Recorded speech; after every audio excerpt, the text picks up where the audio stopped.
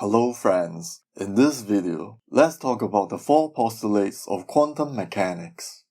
Most people know quantum mechanics as a theory that describes the microscopic world inhabited by atoms, electrons, and all the other elementary particles. But since all matter are composed of these particles, quantum mechanics in fact provides a complete framework for describing the physical world. These 4 postulates that we are about to discuss will give a precise definition of quantum mechanics. The main reference for this video is the famous textbook by Nielsen Chuang on quantum computation and information. This book is a very modern presentation of quantum mechanics and is a good starting point if you want to prepare for research in this area. Because of its clear writing and the commitment of the authors to explain things in a simple and straightforward manner, this book is also quite suitable for beginners. The link to the book is in the description. Now, let's begin. The 4 postulates of quantum mechanics are formulated to answer 3 broad questions that arise whenever we make observations on a physical system. Question 1 is, how do we describe the state of a system at any given moment in time? The state of a system refers to its complete physical description and is the maximum amount of information we can have about it. This is the kinematics of the system. Question 2. How does a system change with time? That is, how are the states at different moments connected to each other? This is a question of dynamics. And lastly, what happens when you make a measurement on a system to find out its state? This last question is unique to quantum mechanics if we are comparing it with classical mechanics. In classical mechanics, what you see is what you get. In principle, it is possible to observe the state of a system without disturbing it. But as we shall see, in quantum mechanics, depending on what properties of the system we are observing, the system is inevitably disturbed. This is the key difference between classical and quantum mechanics. Let's see how quantum mechanics answers these 3 questions. How does quantum mechanics describe the state of a system? With something called a state vector, this funny bracket is what is known as a cat, invented by the British physicist Paul Dirac, one of the pioneers of quantum mechanics.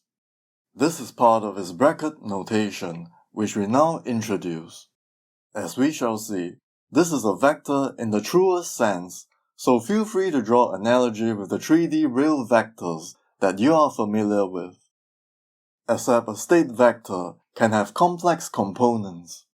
This ought to tell you that state vectors live in some kind of abstract state space and not the usual 3D space where the vectors we see from classical mechanics live. But nevertheless, state vectors can be expressed in terms of a set of basis vectors, like the usual 3D vectors. And in their respective bases, these 2 vectors can be expressed as columns. This is a helpful picture to have in your mind when thinking about a cat, and is one that we shall often use. To take the analogy further, we can take 2 different vectors and multiply them together to get a number. This is the dot product for the usual vector. In general, such an operation is called an inner product. What about 2 cats in state space? This is much the same. We represent their inner product by such a bracket.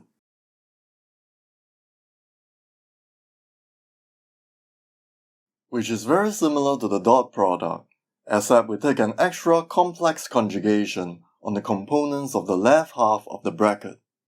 U is represented by a row, which is given by this abstract notation of a left-pointing bracket, known as a bra.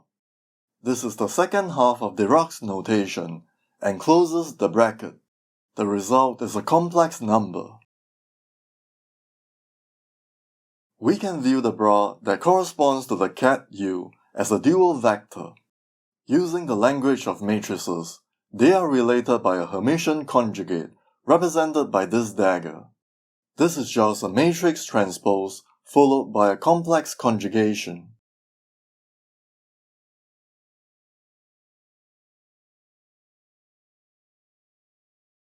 With this definition of the inner product for complex vectors, taking the complex conjugation of an inner product simply switches the two arguments of the bracket.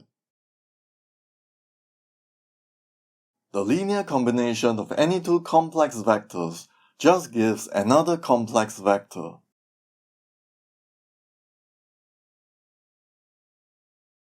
Together with the inner product, this gives us a vector space.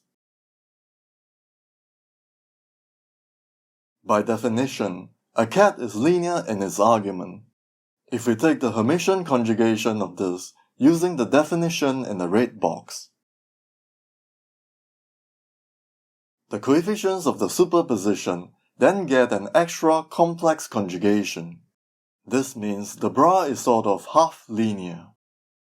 Putting all these into the inner product,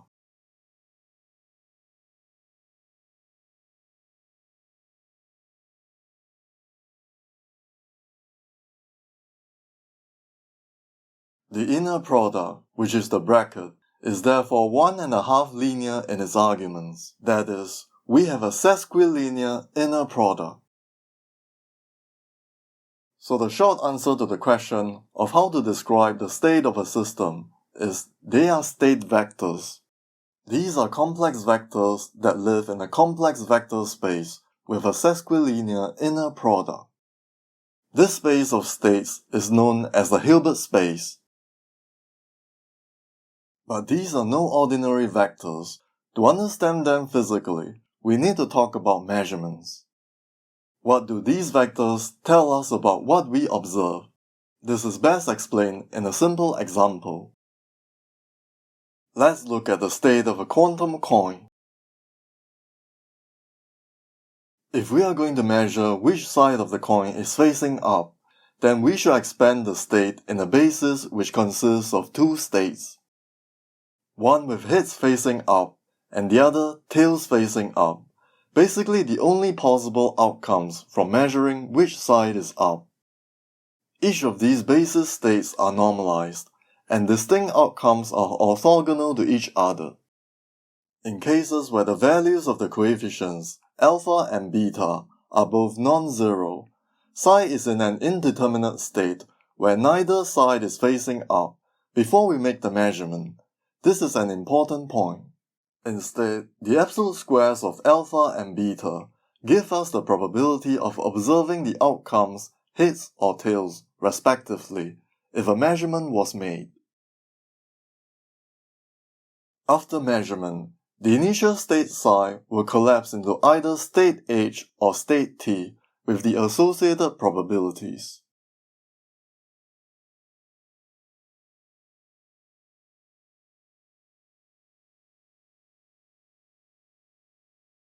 Also notice that due to the orthonormality of the bases, alpha and beta can be expressed as the brackets of psi with the basis states. This is often the way the components of the state vector are written in a given basis.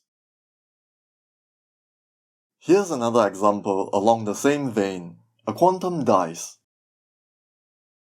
Now we have 6 possible outcomes when measuring which side is facing up. The absolute squares of their coefficients give the probabilities of getting those outcomes after measurement, and the state of the dice then collapses into the measured outcome. Again, because the basis is orthonormal, the coefficients alphas can be expressed as the bracket between psi and the basis states. In general, this framework that we have described allows us to describe any kind of measurements with distinct outcomes.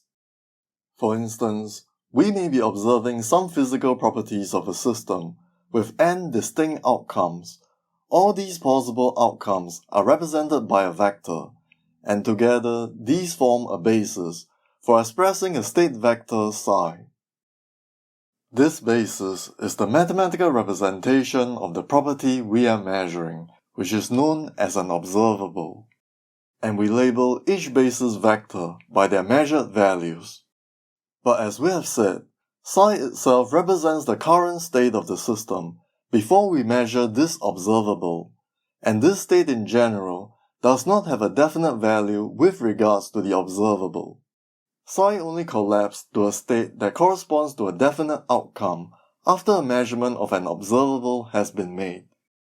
As before, the probability of getting a specific outcome is given by the absolute square of the associated coefficient. This is known as the Born rule, after the German physicist Max Born, who was one of the founding fathers of quantum mechanics. These coefficients, which give us the probabilities, are aptly named probability amplitudes. And as before, assuming an orthonormal basis where different outcomes are distinct, these amplitudes can be expressed as brackets. What if given the same initial state psi, we choose to measure a different observable, not the one associated with the basis A, but rather one which is represented by basis B? This change of vector basis also changes the components of the vectors, as we know from vector analysis. And now, if we measure psi for this new observable, the state then collapses into one of the basis vector B, with a probability that corresponds to this outcome. Again, the basis B is assumed to be orthonormal. Since the vector can be expressed in an infinite number of different bases, this means our framework can accommodate just about any kind of observables, with each represented by its own basis. This is a very broad formalism. Suppose we measure the same observable again after we make the first measurement, in this case, the observable associated with basis A. The outcome will remain unchanged. We get the same state we get after the first measurement with probability 1. This is also how we can prepare a particular state, in this example, state AI. Once we get the outcome we want, it is repeatedly verifiable. An important point that is worth repeating is this. Typically, before we measure an observable, the system would be in an indeterminate state, not having a definite value with respect to the observable. A definite outcome is only actualized after a measurement has been made, and the system collapses into one of the eigenstates of the observable, which are states carrying definite values for an observable. Apart from being broad enough to accommodate all kinds of observables, are there any more compelling reasons for using state vectors? One reason has to do with the fact that particles must somehow have the properties of a wave. More specifically, they must obey some kind of superposition principle. The famous double-slit experiment is a good illustration of this point. From a source, a particle is emitted, which can only reach the screen by either one of two slits. What is the probability of finding the particle at a particular position x on the screen, if it is not observed through which slit the particle actually went through? Cat x is the state which represents the particle being in this position, while psi1 represents the state where the particle went through slit 1 and psi2 through slit 2. There are thus two ways for the particle to reach position x. Since this which slit information is not observed, the state of the particle between the slits and the screen is given by some linear combination of psi1 and psi2, and consequently, the probability of finding the particle at position x is given by the bracket between the superposition state and x, then taking the absolute square.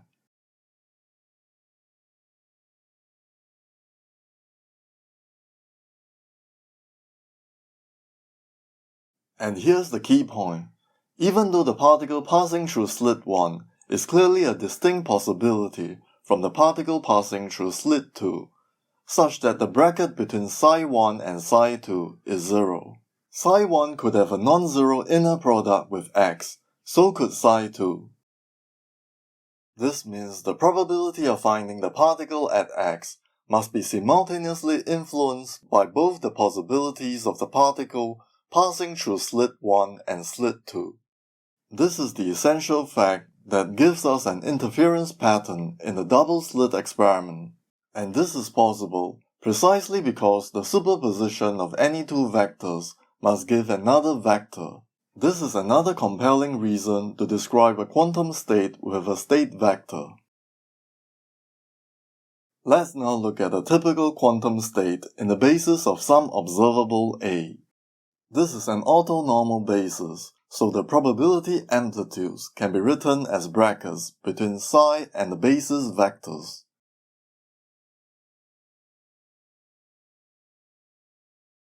Notice that we can isolate this term, which is independent of psi, and has the form of a cat bra.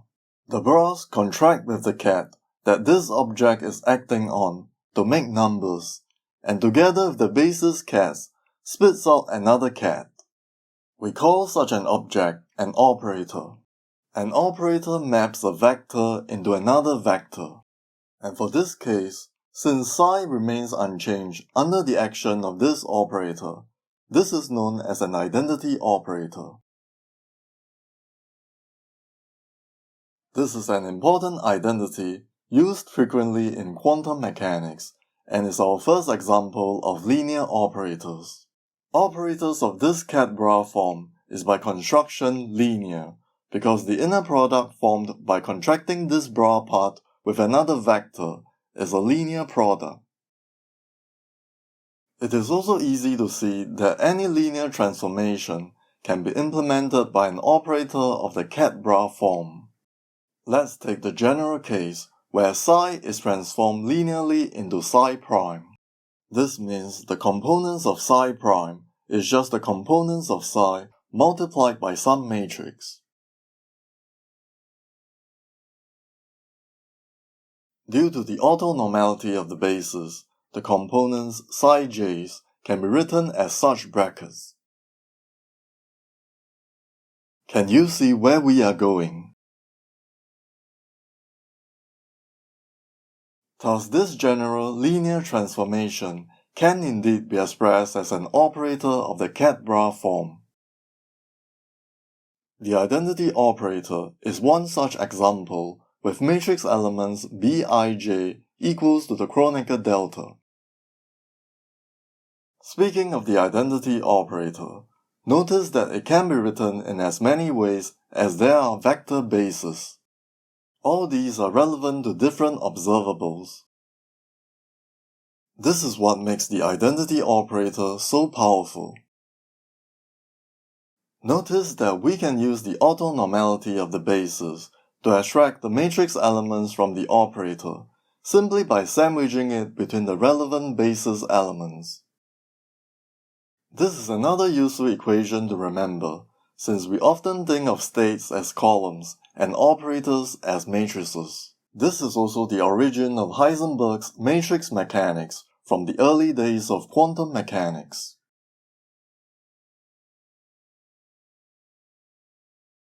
Let's look at another type of operators that are most important when talking about measurements. Take a basis which represents some observable. We can construct a cat bra out of each basis element. Such an operator is known as a projector. Let's see where this operator appears, and you will immediately see why this is relevant to measurements. Let's look at the state psi. The probability of finding a particular outcome upon measurement is given by the usual absolute square, which can be written as, using the property of the inner product under complex conjugation. And what do we have? The projector associated with the relevant outcome. Thus, sandwiching the projector between the state psi gives the probability of getting that particular outcome upon measurement, and summing this over all the possible outcomes is consistent with the probabilities summing to 1. As long as the inner product of psi with itself is 1, We have arrived at this result using the definition of the identity operator. The equation in the yellow box says that the state psi is normalized. This is a condition we shall require of all physical states in order to have a sensible set of probabilities. Let's notate the projector like so, with the outcome we are projecting into as its argument.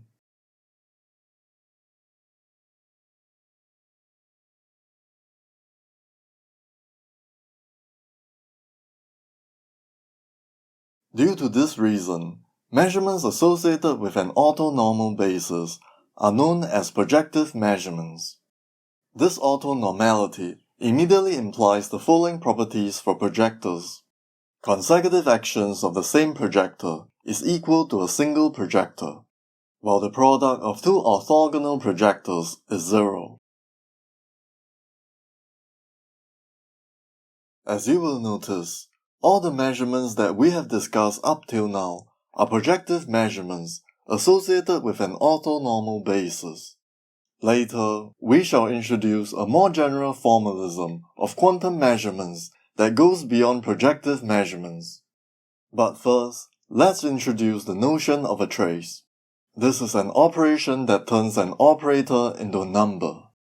This probability can be written as the trace of the product between the projector of a basis vector and another projector formed out of the state psi. The trace of a matrix is simply the sum of all its diagonal elements. And as mentioned earlier, the matrix which represents a linear operator O in a particular basis is just given by the bracket of O between the basis states. We just have to consider the cat-bra operator to see how this works for any linear operator.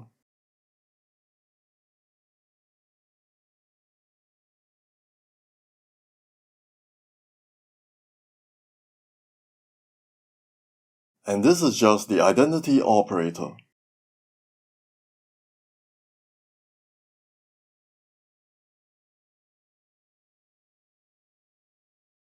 Thus the trace of a cat-bra is just the corresponding bracket. Now we can use this definition of trace to verify the equality above. We just have to look at the projector acting on psi as another cat. Thus we end up with this result. The probability of getting a particular outcome when measuring an observable is just the trace of the product of the projector into that outcome with the cat-bra formed by the state of the system before measurement. We shall have much to say about cat-bra of this type later in this video. This is an example of what is known as a statistical operator, which is another way to represent the state of a system. What other useful operators could we construct out of the basis of an observable? Here's one that will encapsulate both the measured values AIs and the associated basis states. Let's look at the average value of an observable for a state psi. This is just the usual statistical definition, plugging in the probabilities due to the Born rule.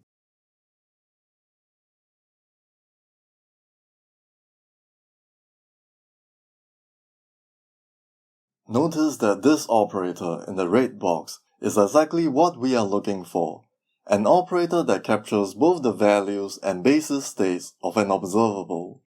Let's just call this operator A, the operator that represents observable A.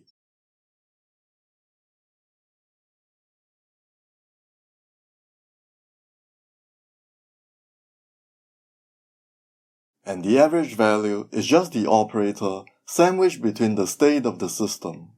As before, this can be written as a trace. Once again, we see this cat-bra representation of the state psi. Of course, this is what we expected, since this operator is able to give us the probabilities of any measurement outcomes. Naturally, it should contain all the statistical information carried in the state psi. The rest of the information is carried by the projector and the operator of the observable, which tell us what we are measuring.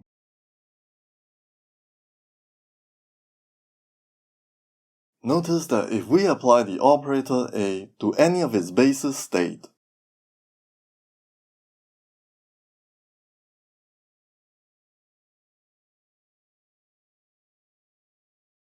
the orthonormality of the basis implies that we just get back the same basis state multiplied by the associated value. This equation should be familiar to you if you know a bit about linear algebra. The ket Aj is known as the eigenvector of operator A, and the value Aj is the associated eigenvalue. Naturally, this equation is known as the eigenvector or eigenvalue equation. A good reference for linear algebra is the classic by Horn and Johnson. This book should provide more than enough mathematical background to see you through Nielsen and Chuang's quantum information book, and is in fact recommended by the authors themselves. See the link in the description to find out more about it. Next, let's look at some properties of a general linear operator. Let's examine the Hermitian conjugation of a linear operator. Previously, we defined this as the combination of a transpose and complex conjugation if we see a ket as a column of complex numbers. The Hermitian conjugation of a ket is just a bra. But such a definition should be directly applicable to operators, since as we have shown earlier, any linear operator can be represented by a matrix. So with the red box as a guide, we can define B dagger like so.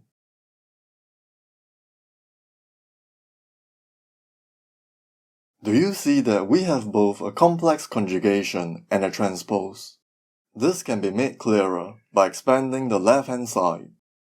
Applying the expression for B, we have taking the complex conjugation of each term,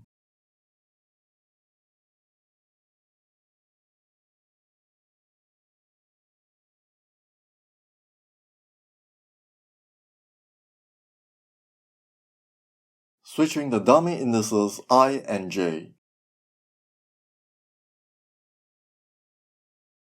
In order to give the equation above, we need to define the operator in the blue box as B dagger. Therefore, if we define B dagger by the relation in the yellow box, the matrix of B dagger would then be the Hermitian conjugate of the corresponding matrix of B. This is precisely the matrix definition of Hermitian conjugation in the red box. So these two definitions are actually equivalent. Another way to get B dagger from B is this. We simply apply the Hermitian conjugation to each term in B. Bij is a number, so we just take a complex conjugation. While the Hermitian conjugation of ket Ai is bra Ai, and the Hermitian conjugation of bra Aj is ket Aj. As you can see, these two expressions of B are equal, since they differ by just switching the dummy indices I and j. Having defined the Hermitian conjugation of operators, we now introduce a special class of operators associated with observables. These are the Hermitian operators, which are operators that are equal to their Hermitian conjugate. There's a theorem that makes Hermitian operators the perfect representation of observables. It states that every Hermitian operator is associated with an orthonormal basis, which elements are the eigenvectors of the operator. Furthermore, all the eigenvalues of a Hermitian operator is real. Let's first prove this simple result, assuming that all the other relations are true. It's a short proof. The very fact that the eigenvectors of B form an orthonormal basis with Bi's as the eigenvalues implies that B can be written in the following ket-bra form. When we take the Hermitian conjugation of this, we get: if B is a Hermitian operator, these two expressions must be equal. This implies that the eigenvalues are real, and our proof is complete. The proof that the eigenvectors of any Hermitian operator form an orthonormal basis is less trivial. We have explained this in detail in another video. Check out the link in the description. The proof is based on the fundamental theorem of algebra. In some sense, this theorem is not so critical if we do not begin by looking for representations of physical observables in operators, specifically those with eigenvectors that form an orthonormal basis, like the Hermitian operator. But instead, just begin with a set of orthonormal bases, like what we have been doing all along, and construct an operator out of them after assigning some measured values. These should correspond to the actual values that are observed in experiments or some representations of them, so in general, they could even be complex, as long as we are able to map them back to the observed values. The orthonormality of the basis and the definition of A in the blue box implies that this eigenvector equation is satisfied.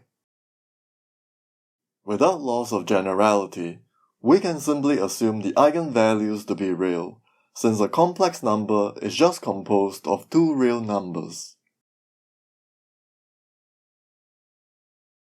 This implies that A is Hermitian, as you can easily check from the definition in the blue box. Thus we see why an observable associated with an orthonormal basis is synonymous with a Hermitian operator in most textbooks on quantum mechanics. Now let's talk about statistical operators, or some would call density operator. We have already seen an example of these, which is an operator representation of a state psi.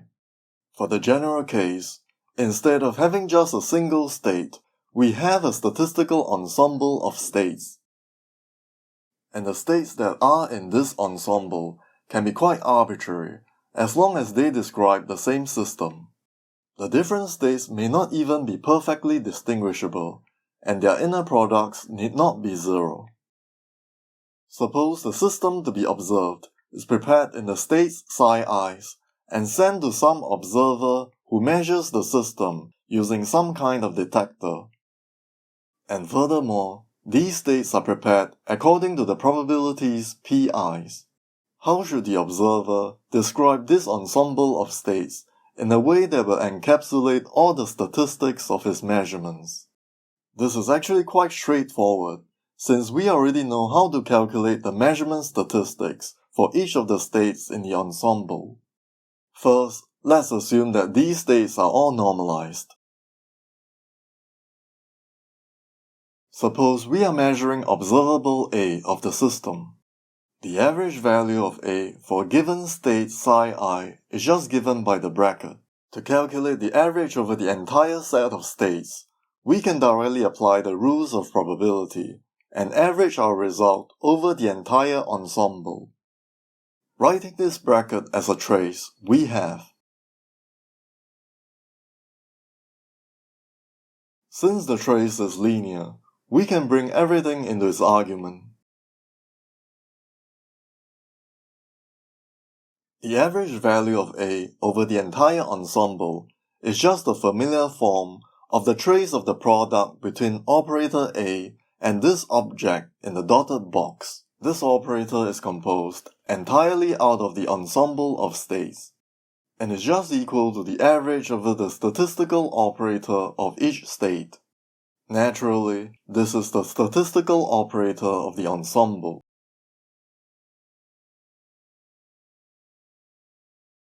A statistical operator that consists of a single state is known as a pure state, while for the case of a statistical mixture, as in the yellow box, which is actually a classical mixture, since the system is already in one of the states of the ensemble, we are just uncertain about which state.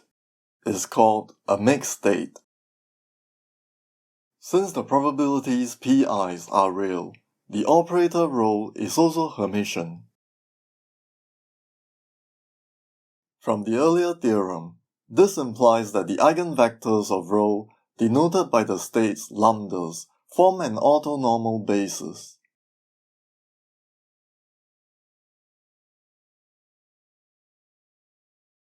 Note that D is the dimensionality of the space of states, which is the Hilbert space, and is equal to the number of basis vectors. Contrast this to the original definition of rho, where there are no limitations to the number of states in the ensemble, since they are not required to be orthogonal. So we now have two equivalent expressions for the same statistical operator rho. From the original expression for rho in the yellow box, we can see that its trace must be equal to 1, since all the states in the ensemble are normalized, and the probabilities sum to 1.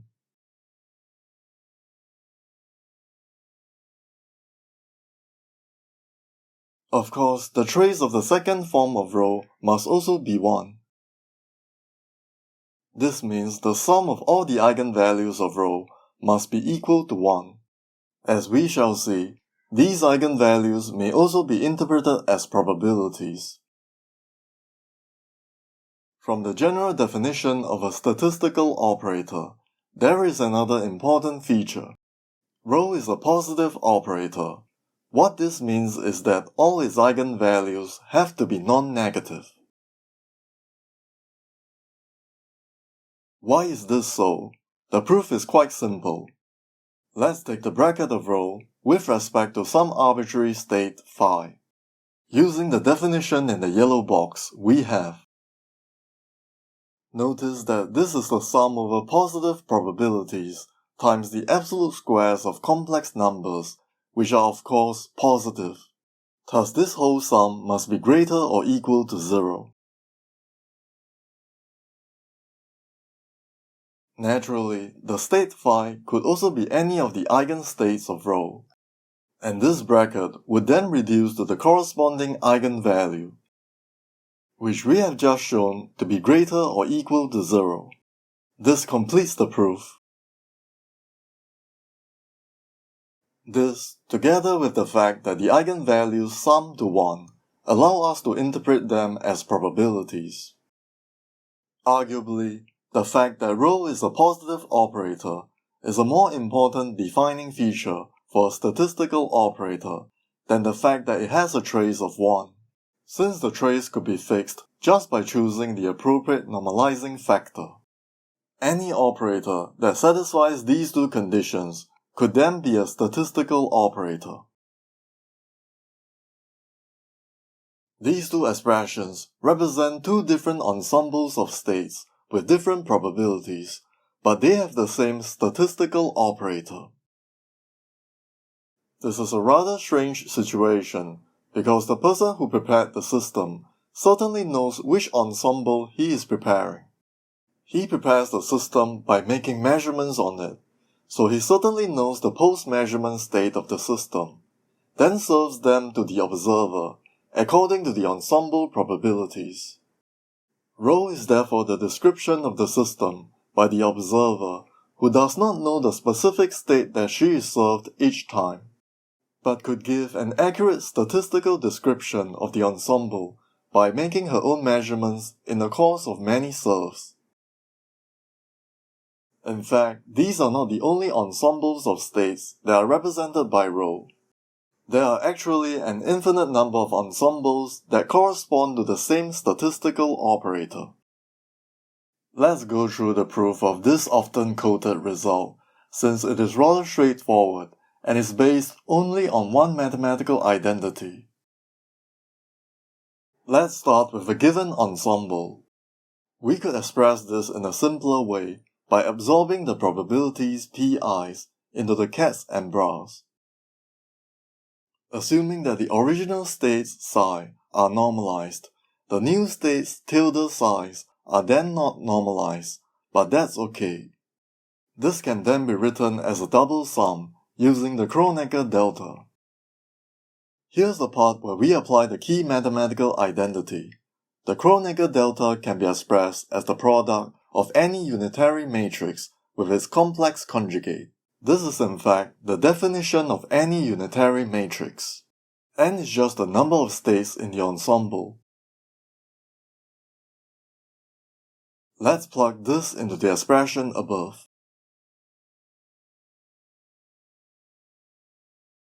rearranging the terms.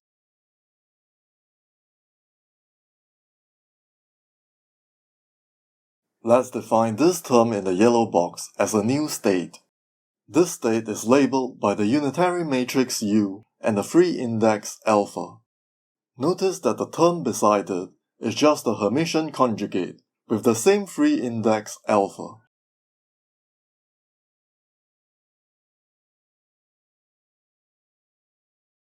Let's look at this cat bra of the state U tilde psi. The trace of this cat bra, which is just equal to its bracket, must be greater or equal to 0.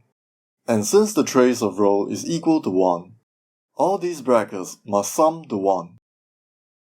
Therefore, we could view the bracket of the state U tilde psi with itself as a probability. Let's normalize the states U tilde psi and call these normalized states phi alpha of U. Now we can write the expression at the top in the standard form of a statistical operator with normalized states.